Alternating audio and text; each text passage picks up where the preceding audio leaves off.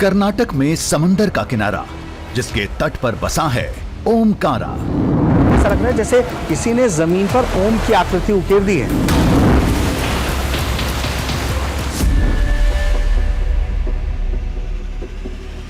मध्य प्रदेश में नर्मदा नदी की धार जिसके नीचे बसा है अलौकिक शिव संसार।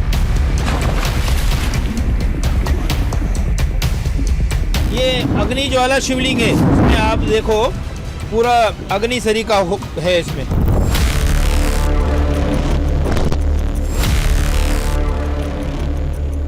हिमालय का पौराणिक शिखर जहां दिखता है महादेव का मणि अवतार।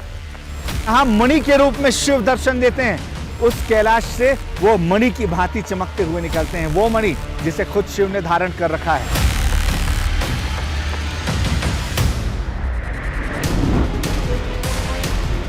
भारतवर्ष का सबसे ऊंचा शिवधाम जिसका अद्भुत है नजारा। चोटी पर दिखता है शिवमुख। इसे ही लोग कहते हैं कि शिव की आकृति दिखती है। दिख रहा है नाक, मुंह।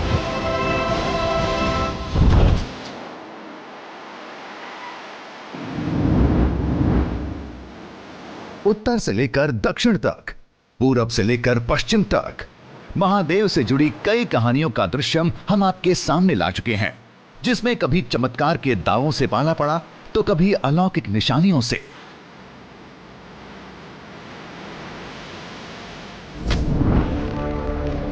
नए दृश्यम की खोज में इस बार हमारी मंजिल थी तेलंगाना का नलगोंडा।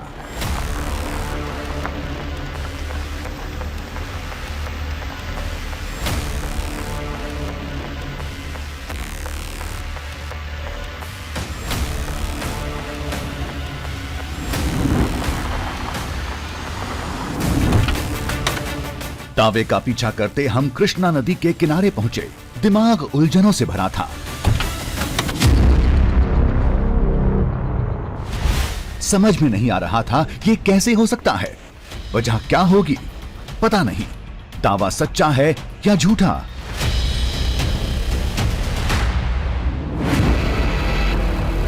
ये कहानी है एक टापू की। टापू पर बने शिवधाम की।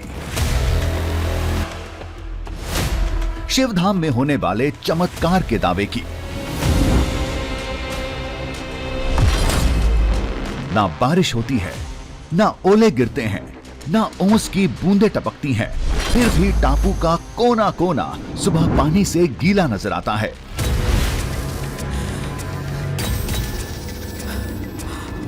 कोई इसे रहस्य कहता है, कोई चमत्कार, एक ऐसी पहेली जिसे कोई समझ नहीं पाया। फिर उस टापू का नाम पड़ गया मिस्टीरियस आइलैंड। यहाँ पे जो मिस्टीरियस आइलैंड है, अगर उस पे आप सुबह ब्रह्म मुहूर्त में 4 से 5 के बीच में जाओगे तो आपको सब कुछ गीला गीला मिलेगा। ये आज भी होता है? ये आज भी होता है। अरे भाई, वो एक टापू है, चारों तरफ पानी है, वातावरण में नमी होगी जिसकी वजह से सब कुछ गीला हो जाता होगा। ये कोई चमत्कार नहीं है। हमारे इन तर्कों पर लोगों ने कहा, आप जाकर देखिए, सुबह आइलैंड का नजारा ऐसा रहता है मानो नदी का पानी टापू का शिखर छू कर गया हो।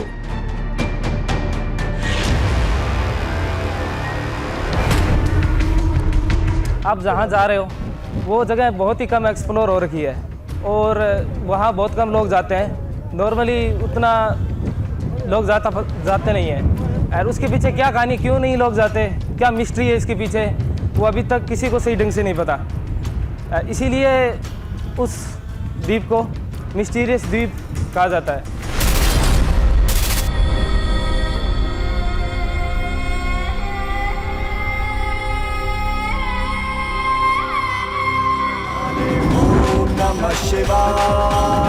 वो महज टापू नहीं, पूरा का पूरा एक पहाड़ है जिसकी चोटी पर एक शिवधाम है। लोगों के मुताबिक ये सारी लीला शिव शक्ति की है। ओम नमः शिवाय, ओम नमः शिवाय।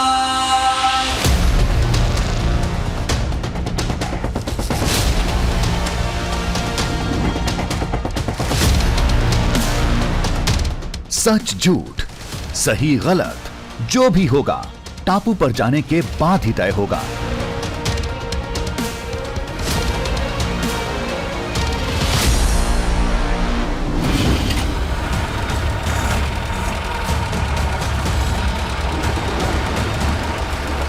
फिर क्या था, मोटर बोट पर सवार हुए निकल पड़े उस टापू की तरफ जिसे पूरी दुनिया मिस्टीरियस आइलैंड के नाम से पुकारती है। फिर भी लोगों की उसमें गहरी आस्था है। कृष्णा नदी के किनारे से हमारा सफर अब आगे बढ़ चुका है और हम धीरे धीरे पहुंच जाएंगे उस आइलैंड के पास, जिस आइलैंड की बातों को सुनकर, जिसकी कहानियों को पढ़कर हम यहां तक पहुंचे हैं। भौगोलिक नजरिए से कृष्णा नदी महाराष्ट्र के महाबलेश्वर से निकलकर कर्नाटक, तेलंगाना, आंध्र प्रदेश होते हुए 1400 किलोमीटर का सफर तय करके बंगाल की खाड़ी में मिलती है। लेकिन पौराणिक नजरिए से कृष्णा नदी को भगवान विष्णु का अंश बताया जाता है। नदी के जिस हिस्से में वो टापू है, उसके शिखर पर भगवान शिव का मंदिर है।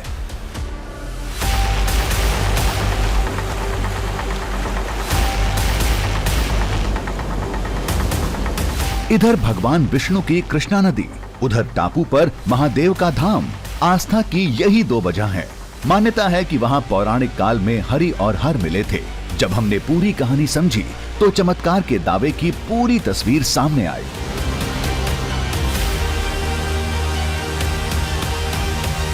आप जानते हैं या नहीं जानते हैं, पर मैं आपको बता देता हूं कि इस पूरे जगह को हरिहर कहते हैं। हरि और हर का मतलब है कि भगवान विष्णु और शंकर इसी जगह पे मिले थे। और यहाँ पे क्यों मिले थे, इसकी रोचक कहानी आप जानोगे तो आप दंग रह जाओगे, क्योंकि यहाँ पे एक जल दैत्य नाम का राक्षस रहता था। उसका वध करने के लिए भगवान विष्णु और शंकर यहाँ पे मिले थे। कहते हैं पौराणिक काल में एक जल दैत्य ने कृष्णा नदी की धारा को रोक दिया था, जिसकी वजह से पूरे इलाके में हाहाकार मच गया।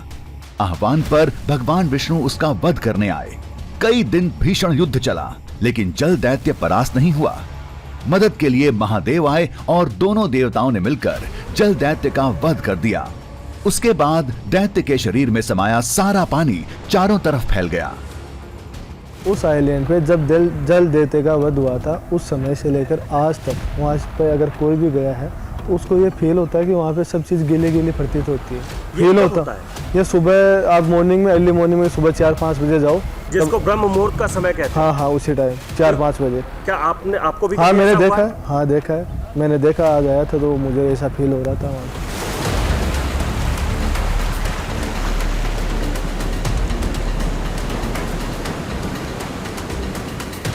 कहते हैं वो टापू उस पौराणिक घटना का गवाह था, जो ब्रह्म मुहूर्त में पानी से सराबोर होकर आज भी दुनिया को उस पौराणिक घटना का सबूत दिखाता है। आगे बढ़े तो एक लंबी दीवार दिखी, किसी किले की लग रही थी। यानी इस इलाके का इतिहास से जरूर कोई नाता होगा। हाल की कुछ घटनाएं बताती हैं, ये इलाका ऐतिहासिक ही नहीं, पौराणिक भी है।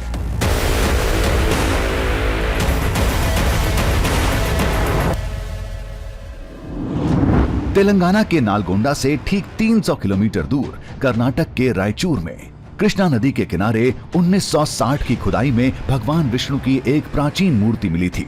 उस प्रतिमा में भगवान विष्णु के दशावतार को भी दर्शाया गया था। एक शोध के बाद बताया गया कि वो अद्भुत प्रतिमा 10वीं शताब्दी से भी पुरानी थी। चौंकाने वाली बात यह थी कि अयोध्या में रखी रामलला की प्रतिमा उस मूर्ति से बहुत मिलती जुलती थी। कृष्णा नदी के किनारे विष्णु प्रतिमा के साथ एक शिवलिंग भी मिला था, जो ये बताता है कि शिव और विष्णु का इस इलाके से युगों पुराना नाता है।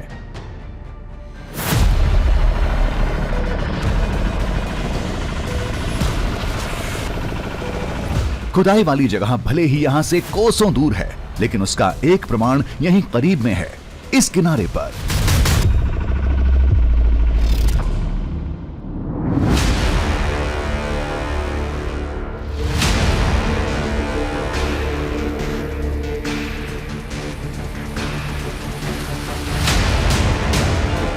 इलेश्वरम गुट्टा नाम का ये टापू, इसे छोटा पहाड़ भी कह सकते हैं।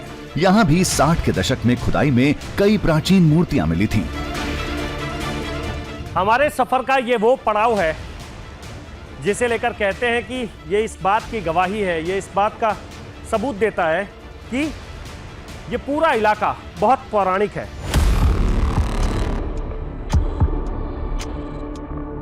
पत्थरों का ढेर बता रहा है कि यहाँ गहरी और लंबी खुदाई हुई थी, जिसमें से निकली मूर्तियों और मिट्टी की कलाकृतियों को सहेजकर हैदराबाद म्यूजियम में रख दिया गया।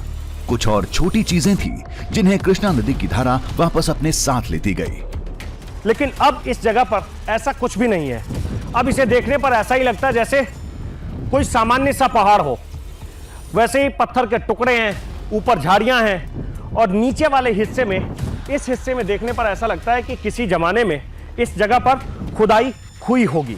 लेकिन इस जगह को अभी भी बहुत ऐतिहासिक और बहुत पौराणिक यहाँ के लोग मानते हैं और ये मानते हैं कि इस जगह से ही इस पूरे इलाके की एक अलग पहचान है।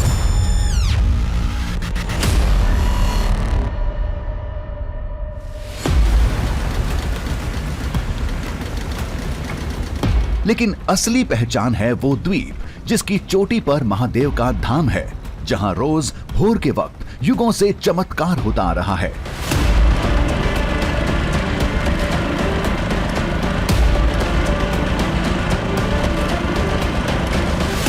बारिश नहीं होती, ओले नहीं गिरते, ओस की बूंदें भी नहीं टपकती, फिर भी सुबह पूरा द्वीप गीला मिलता है। ऐसा लगता है बाढ़ का पानी अभी अभी वापस गया है।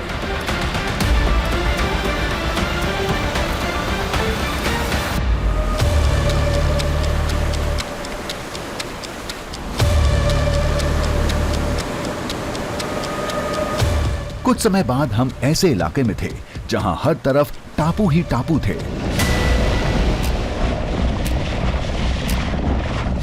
इन्हीं के बीच से रास्ता उस अद्भुत द्वीप तक जाता है। उसकी पहचान कोई मुश्किल काम नहीं है। हर द्वीप का शिखर खाली है, लेकिन उसकी चोटी पर एक शिवधाम है। लेकिन एक जैसे पहाड़ भ्रम पैदा कर रहे थे।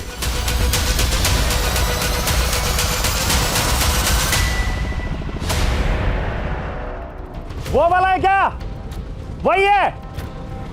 ये पहचान पाना भी थोड़ा मुश्किल है, क्योंकि यहाँ जितने भी आइलैंड हैं सब दूर से देखने पर एक जैसे ही लगते हैं, लेकिन जब उसके पास पहुँचते हैं या उसके करीब होते हैं तब अंदाज़ा चलता है कि नहीं, ये दूसरा आइलैंड है। हालांकि हम जिस आइलैंड को ढूंढ रहे हैं, जिस आइलैंड तक पहुँचना चाहते हैं, उसकी पहचान ये है कि उसके ऊपर एक मंदिर है। वो मंदिर भगवान शिव का है, तो उसे देखकर हम पहचान जाएंगे, हमें आसानी होगी उस आइलैंड को ढूंढने में।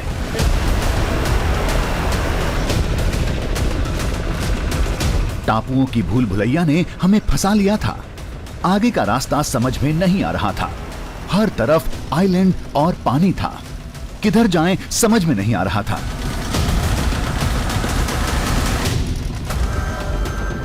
इस तरफ लेना, इधर इधर इधर घुमाना।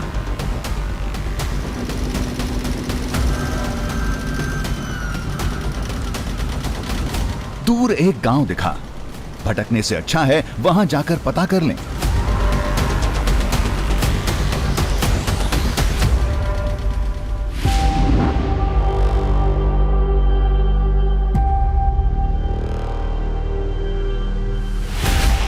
गांव पहुंचे तो दूसरी समस्या से पाला पड़ा। लोगों को हिंदी नहीं आती थी और हम तेलुगु नहीं जानते थे। फिर भी टूटी फूटी भाषा में हमने शिवधाम वाले उस टापू का जलमार्ग समझा। आइलैंड आगे है। हाँ, येलेश्वरम गुट्टा आइलैंड उसको बोलते हैं। उसको येलेश्वरम गुट्टा। कावे हाँ, ఇప్పుడు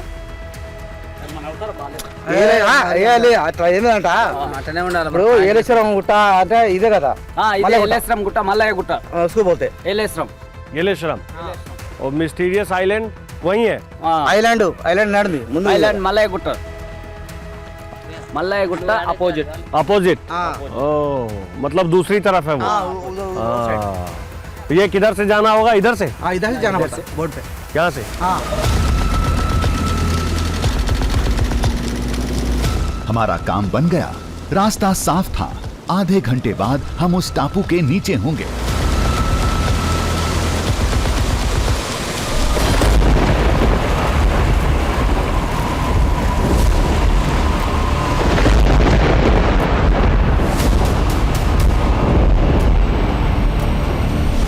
मौसम अचानक करवट लेने लगा।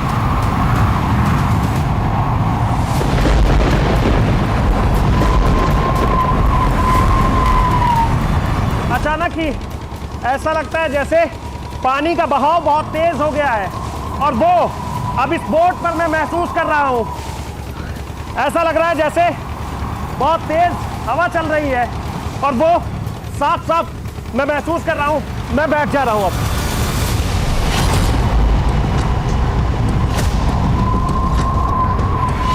बिजली की कड़कड़ाहट ने रोंगटे खड़े कर दिए।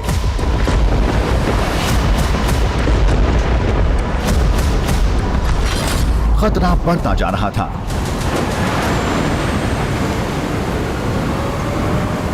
दूसरी तरफ लो, हवा बहुत तेज है। दूसरी तरफ लेना।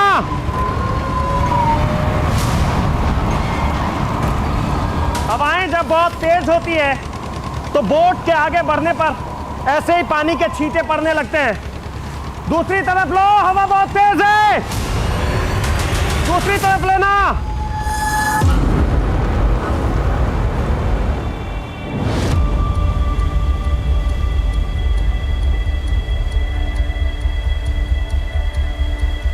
जैसे एक पल में मौसम बिगड़ा था, वैसे एक पल में ठीक हो गया। चारों तरफ शांति छा गई। इंजन की आवाज के अलावा कुछ सुनाई नहीं दे रहा था।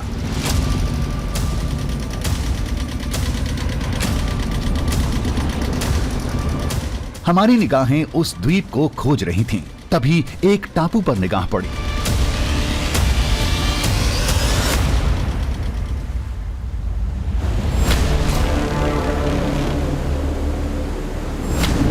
सामने देखो।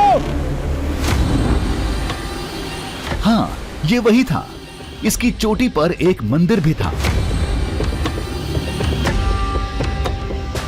धीरे धीरे अब हम बिल्कुल उस पर्वत के करीब पहुंच गए हैं। उस आइलैंड के करीब पहुंच गए हैं जिसे मिस्टीरियस आइलैंड कहते हैं। उसकी तलहटी के ठीक नीचे जाकर हम वहां से ट्रेकिंग शुरू करेंगे और उस चोटी के ऊपर जाएंगे। टापू बहुत बड़ा था।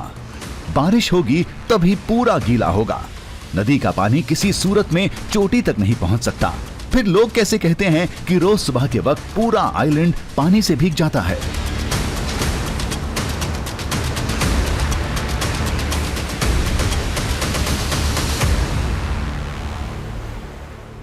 तो फाइनली हम पहुंच गए हैं उस मिस्टीरियस आइलैंड के ठीक नीचे, जिसकी ऊंचाई यहां से देखने पर बहुत ज़्यादा लग रही है। और अब यहां से ट्रेकिंग करके पैदल हमें उस जगह तक जाना है जहां एक यहां से बहुत छोटा सा मंदिर दिख रहा है।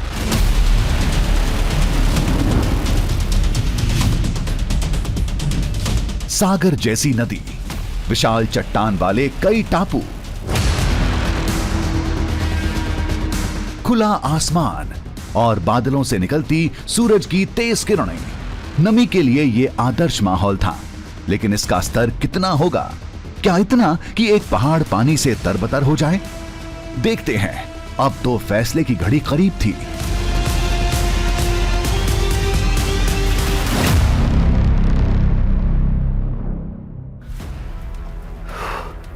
तो आखिरकार हम उस आइलैंड के बिल्कुल ऊपर वाले हिस्से में पहुंच गए हैं, जिसे रहस्यमयी आइलैंड कहते हैं। जिस आइलैंड की इतनी सारी कहानी है, जो कृष्णा नदी के बीच में है। जिस आइलैंड तक आते आते लोग रास्ते से ही वापस लौट जाते हैं। उस आइलैंड के ठीक ऊपर वाले हिस्से में पहुंच गए हैं। चारों तरफ कृष्णा नदी है और दूर दूर में यहाँ और भी कई सारे आइलैंड दिख रहे हैं। हालांकि हमें जिस मंदिर तक जाना है, भगवान शिव का जो मंदिर है, वो मंदिर वहाँ है। उस जगह तक हमें जाना है। थोड़ी सी और चढ़ाई बाकी है। आओ। टापू का शिखर दूर से छोटा लग रहा था, लेकिन ये बहुत बड़ा था।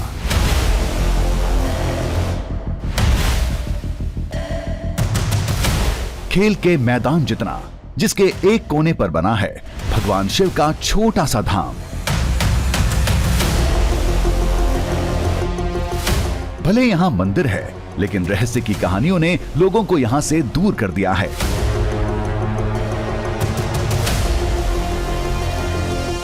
धाम खुला रहता है, लेकिन लोग साल में केवल एक दिन आते हैं।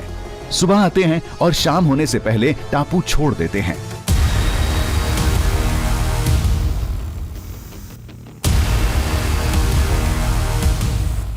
यहां का सन्नाटा देख वो कहानी फिर से याद आ गई। कहते हैं इसी शिखर पर भगवान विष्णु और महादेव का जल दैत्य से युद्ध हुआ था। युद्ध इस बात को लेकर हुआ था क्योंकि जल दैत्य ने इस पूरे इलाके में, ये जो पानी, कृष्णा नदी का पानी आपको दिख रहा है, इस पानी को बांध दिया था, जिसका नतीजा यह हुआ कि पूरे इलाके में, दूर दराज में जो इलाके हैं, गांव हैं, शहर हैं, वहां पानी की बहुत ज्यादा किल्लत हो गई थी। और जब पानी की किल्लत हुई तो उसके बाद भगवान विष्णु ने जल दैत्य के साथ युद्ध शुरू कर दिया और भगवान शिव भी उनका साथ देने के लिए आए और फिर इसी जगह पर जल दैत्य और भगवान विष्णु और शिव का युद्ध हुआ। आखिर में जल दैत्य का वध हो गया और कहते हैं कि जैसे ही उसका वध हुआ, पूरे इलाके में पानी नीचे से बुलबुले जैसा फूटने लगा था।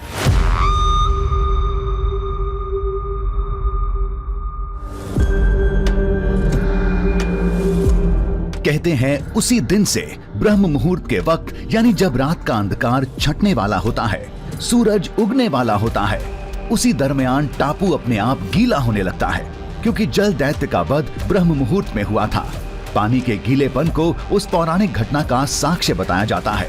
हमें इसी दावे की पड़ताल करनी थी।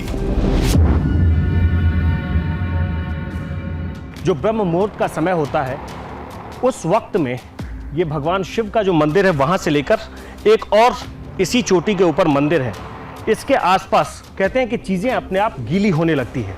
ये क्यों होती है, इसके बारे में किसी को अंदाजा नहीं है, और वो भी किसी एक महीने में नहीं। ऐसा हो सकता है कि आप कहेंगे कि ये नमी की वजह से हो सकता है, क्योंकि आसपास चारों तरफ पानी है। ये गर्मी की वजह से हो सकता है, ये बारिश की वजह से हो सकता है। लेकिन ये सिर्फ किसी एक महीने की कहानी नहीं है। वो चाहे गर्मी का महीना हो, ठंड का महीना हो, बारिश का महीना हो, हर महीने में यहाँ ऐसा महसूस होता है कि आसपास की चीज़ें गीली हो गई है या गीली हो रही है। ऐसा क्यों होता है, आज हम इसकी जांच करेंगे।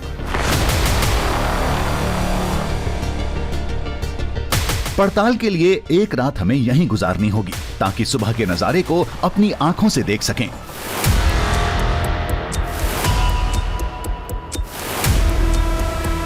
केवल देखने से कुछ नहीं होगा, कैमरे पर दिखाने के लिए कुछ और भी व्यवस्था करनी थी।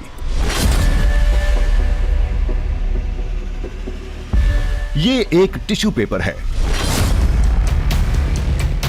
ध्यान से देखिए, ये पूरी तरह सूखा है। हमने इसे जमीन पर रखकर छोटे पत्थरों से दबा दिया।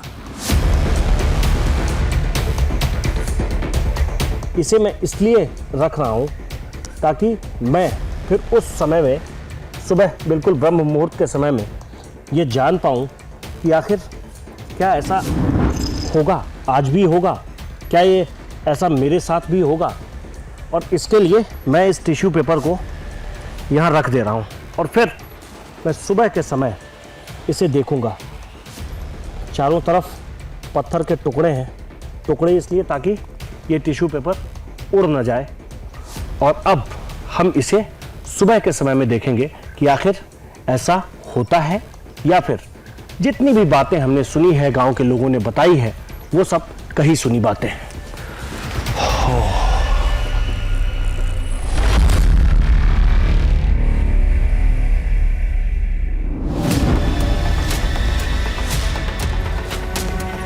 केवल एक से नहीं होगा, कुछ और भी करना होगा। लेकिन क्या? फिर एक आइडिया सूझा।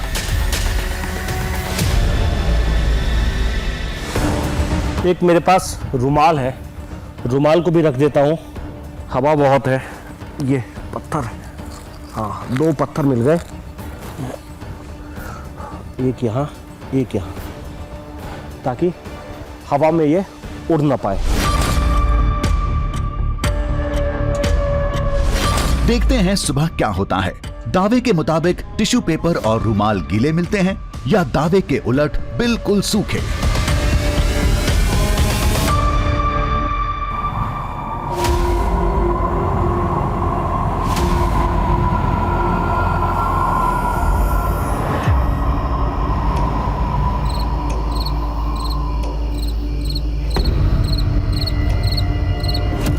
रात होते ही पूरा इलाका सन्नाटे में डूब गया।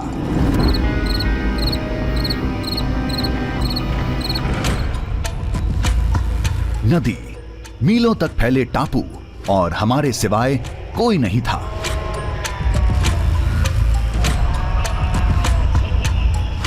रात यहीं गुजारते हैं, देखते हैं सुबह क्या होता है।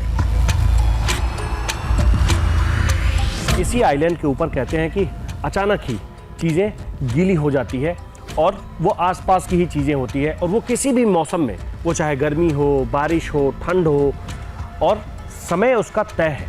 समय है सुबह के समय में, ब्रह्म मुहूर्त के समय में, करीब 4 बजे से लेकर 5 बजे के बीच का वो वक्त होता है।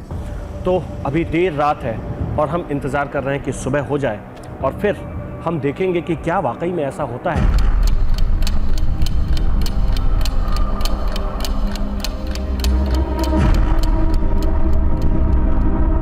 सुबह के नतीजे देखने की जल्दी थी, पता नहीं क्या होगा। क्या ये जमीन गीली हो जाएगी? क्या पत्थर भीग जाएंगे? क्या मंदिर की दीवारों पर पानी दिखेगा? उत्सुकता की वजह से रात भारी पड़ रही थी। कुछ देर बाद हवा की रफ्तार तेज हो गई।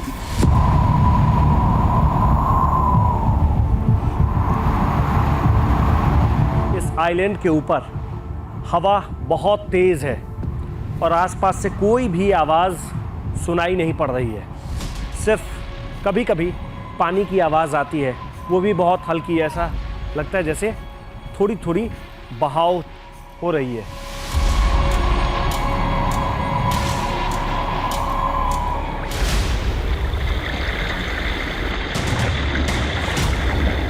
एक आवाज सुनाई दी।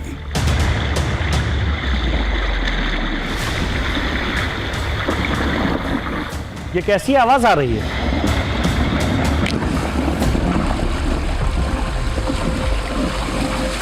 ये आवाज नदी में से आ रही थी। पानी में भंवर बनने की थी शायद, लेकिन इस वक्त रात में दूरी और अंधेरे की वजह से कुछ नहीं दिख रहा था। ये कैसे भंवर पड़ रही है? ये तो ठहरा हुआ पानी है, ये कैसे हो सकता है? इस आइलैंड के ऊपर आकर मैं हर मिनट उलझता जा रहा हूं। शांत पानी में भंवर नहीं बनते, ये क्या चक्कर था? समझने के लिए नीचे जाना पड़ेगा, और इस जगह को हम किसी कीमत पर नहीं छोड़ना चाहते थे। अब एक ही रास्ता था, किसी आवाज, किसी हलचल पर ध्यान नहीं देंगे। तसल्ली से एक जगह बैठकर सुबह होने का इंतजार करेंगे।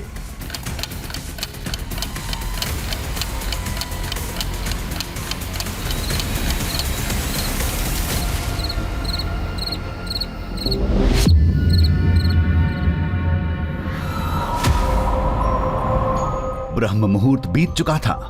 कुछ देर में सुबह हो जाएगी। सूरज की किरणें टापू से टकराएंगी। उसके पहले पड़ताल पूरी करनी होगी।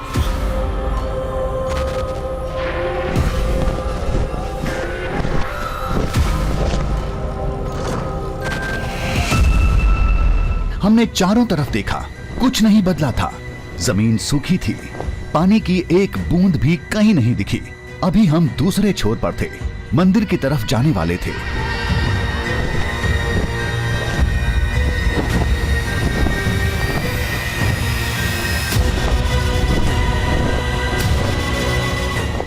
पीछे सूरज की लालिमा देखकर ऐसा लग रहा है जैसे ये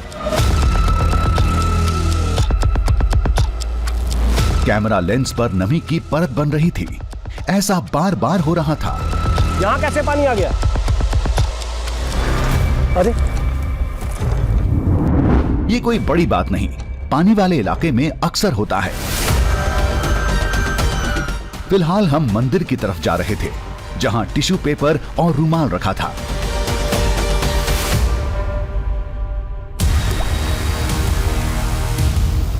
रास्ते में टापू के पौधे गीले दिखे, पत्तों से पानी टपक रहा था, नमी बहुत ज्यादा थी।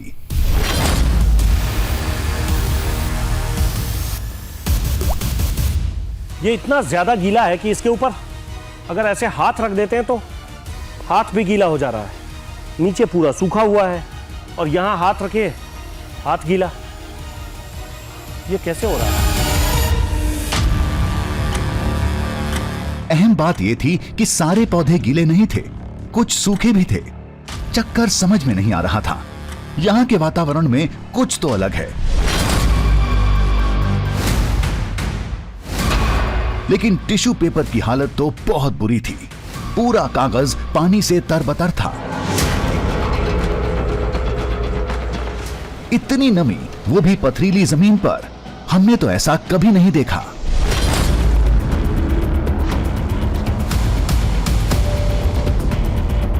अभी सुबह के तकरीबन 4 बजे हैं और इसे जब मैं ऐसे देख रहा हूं तो लग रहा है जैसे ये पूरा गीला हो गया है।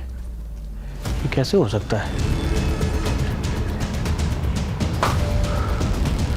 मंदिर से कुछ हटकर मैंने एक रुमाल भी रखा था, अब उसे भी देखता हूं। रुमाल को भी देखूंगा, लेकिन ये क्या? ये तो बड़ा ही अजीब है। ये भी नहीं कह सकते कि ये गीलापन जमीन या घास से निकले पानी से हुआ है, इसीलिए हमने इसे पत्थर पर रखा था। माना वातावरण में नमी है, लेकिन इतनी ज्यादा कि पत्थर पर रखा कागज गीला हो जाए। फर्क आप भी देख सकते हैं। एक तरफ वही टिश्यू पेपर है जो हमने शाम को लगाया था, एकदम सूखा। दूसरी तरफ भी वही टिश्यू पेपर जो सुबह ब्रह्म मुहूर्त के तुरंत बाद बहुत ज्यादा गीला नजर आया।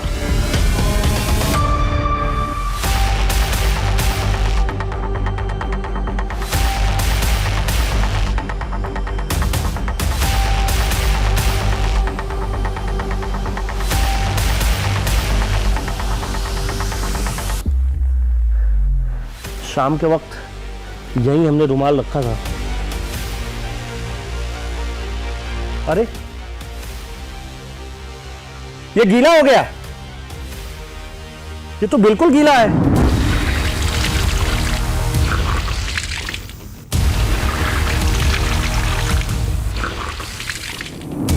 ये क्या?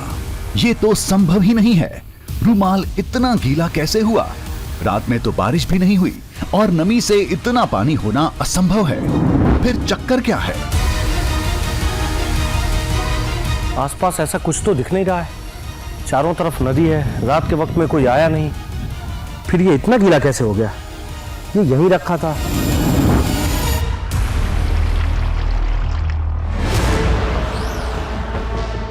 नमी का वैज्ञानिक सिद्धांत बहुत साफ है। अगर इस जगह के हिसाब से देखें तो टापू के पत्थर बहुत गर्म रहते होंगे, जो चारों तरफ नदी के ठंडे पानी से घिरा है। तापमान का यही अंतर नमी की वजह बनता है, जिससे हवाओं में पानी की मात्रा घुल जाती है। रुमाल में इतना जल कहां से आया? कई बार निचोड़ा, लेकिन पानी खत्म होने का नाम ही नहीं ले रहा था। ये तो बहुत गीला है। ये देखो, ये तो पूरा पानी पानी हो गया। इतना गीला कैसे हो गया? ये तो बहुत गीला है।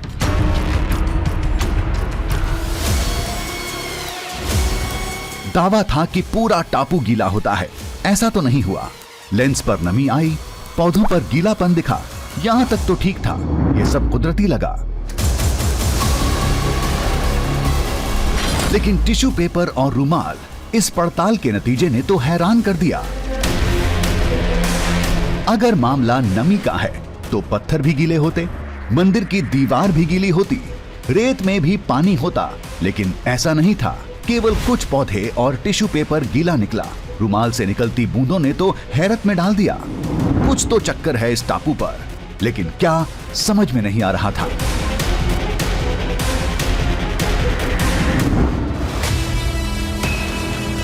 अपनी उलझन लेकर हम एक तर्कशास्त्री के पास पहुंचे जो मौसम विज्ञान पर कमाल की पकड़ रखते हैं। पहले हमने टापू की कहानी और शुरुआती नतीजों के बारे में बताया तो उनका भी जवाब वही था जो हम सोच रहे थे। तो ये जो आप बता रहे हैं ये बहुत ही कॉमन चीज़ है, क्योंकि जहाँ पे भी नदी होती है वहाँ पे जो हवा के अंदर थोड़ी नमी होती है, थोड़ा जिसको आप कह सकते हैं थोड़ा पानी होता है, या और उस एरिया के अंदर जो मॉइस्चर जो निकल के आता है वो कहीं ना कहीं उसको जगह चाहिए बैठने की, तो वो ज़मीन पे भी बैठेगा, घास पे भी बैठेगा, पेड़ पत्तों पे पौधों पे भी बैठेगा, तो वो हर जगह बैठेगा। जब हमने रूमाल से निकलते पानी की तस्वीरें दिखाई तो एक बार एक्सपर्ट भी हैरत में पड़ गए। फिर यही कहा कि उस जगह पर कोई ऐसी वैज्ञानिक पहेली है जो अभी तक सुलझाई नहीं जा सकी, जिसके लिए बड़े शोध की जरूरत है। जो आप बात बता रहे हैं ये थोड़ी असाधारण सी लग जरूर रही है, बट साइंस आज की डेट में इतना आगे पहुंच चुका है कि उसके पीछे की वजह आराम से ढूंढी जा सकती है। कि जैसे आप बता रहे हैं कि बहुत पानी रुमाल से निकलता है, मंदिर है सामने, बट इसमें कुछ ऐसा नहीं है कि मंदिर की वजह से पानी रुमाल में ज़्यादा आ रहा है। ये बहुत ही साइंटिफिक चीज़ है, रिसर्च बेस्ड चीज़ है। भारतवर्ष में ऐसी कई कुदरती जगह हैं जो कभी चमत्कार माने जाते थे, जैसे मध्य प्रदेश का कवड़िया पहाड़, जिसकी पत्थरों की अद्भुत आकृतियों को स्वर्ग का बताया जाता था। फिर बाद में पता चला कि ये ज्वालामुखी के पत्थर हैं।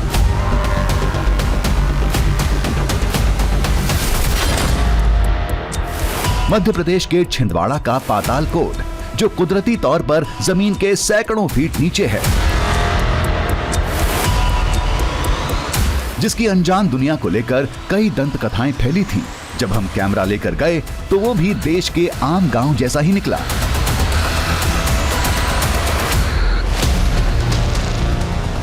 इस टापू की भी कुछ ऐसी ही पहेली है। यहाँ के वातावरण में कुछ ऐसा है जिसे विज्ञान अभी तक नहीं पकड़ पाया है। तब तक ये पहेली रहस्य बनी रहेगी, लोग इसे चमत्कार मानते रहेंगे।